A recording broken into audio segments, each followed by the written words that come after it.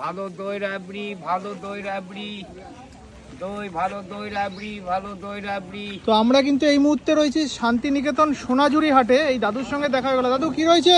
দই আছে, রাবড়ি আছে। আচ্ছা আগে বসো বসো বসো বসো বসো।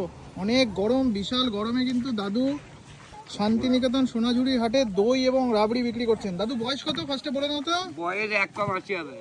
80? হ্যাঁ। এ বাবা, দেখাও দেখাও দেখাও দেখি কি কি এনেছো। এই যে দই রাবড়ি, দই, এটা এই যে দই, আচ্ছা এই যে দই।